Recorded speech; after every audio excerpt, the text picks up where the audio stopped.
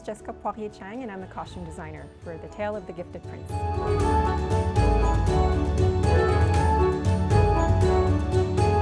Well, when I first met Darren, he immediately told me that he loves bold colors and patterns and trim and all that. So I was so happy to hear about that because that's what I love to, like that's how I love to design as well.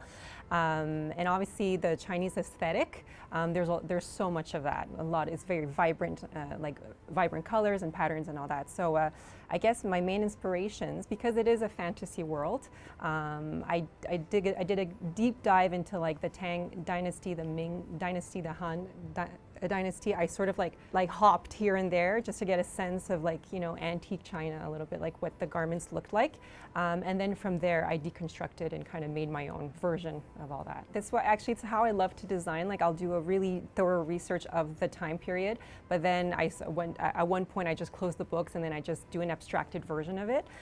So it was important for us that the silhouettes like read Chinese, and again like imperial Chinese, like antique Chinese, but that it's not perfect. It's not a museum piece. You know, we still wanted that flair, that theatrical poetry, and because it's such a big epic musical, it's a family-friendly show. Like we wanted the silhouettes to be a little bit exaggerated, very, very shapely, and that you could also recognize who's who, because there's a lot of people on stage. Yeah, there's a lot of characters. Well, a lot of discussions with the director. I kind of, at the beginning, I kind of get a sense of what the vision of the director, and then I kind of go on my own, and then I start sketching instinctually what I feel about after reading the play or listening to the music. And then once the sketches are approved and they're developed, then I work with an amazing wardrobe team that make it all happen. So I'm really like one part of it. The second part is really the magicians in the wardrobe.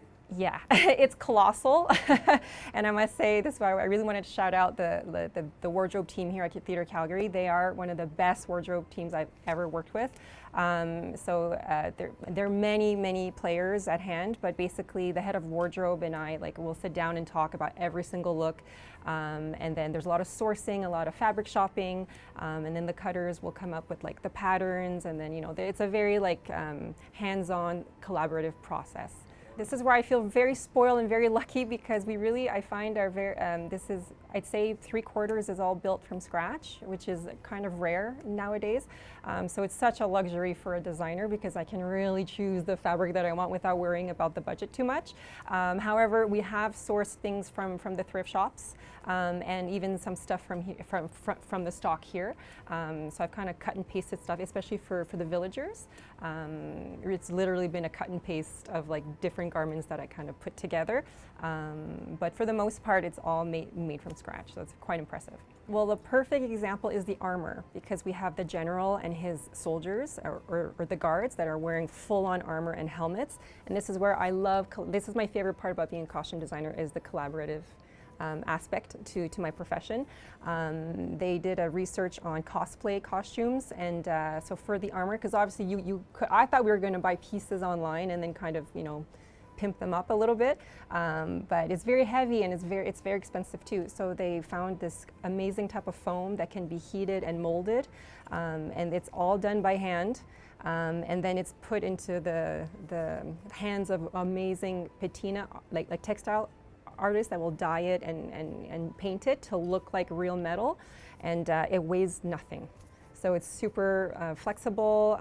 The actors have not been complaining about the weight. Even the helmets are molded with this foam. So yeah, so that's like the ingenuity of the costume design process. I love thrift shopping, and if it's a tablecloth or curtains, like I can see its potential. So this king's garment here, his robe, this is only part of his costume. It's made of curtains, believe it or not. Yeah, and actually a lot, because we wanted the bold prints. I used a lot of upholstery fabric. Because usually for couches and stuff, like you'll have these really big floral prints, and you have the yardage for it too. So because there's trains and there's, you know, big robes and all that, yeah. So it's a lot, and every costume gets passed down through many pairs of hands, and I find that very moving. Yeah, there's so much humanity behind and so much love and care behind every costume. This is a dream project because I grew up on like Crouching Tiger, Hidden Dragon, and like, you know, Ang Lee films and Zhang Yimou films, the fantasy Asian films.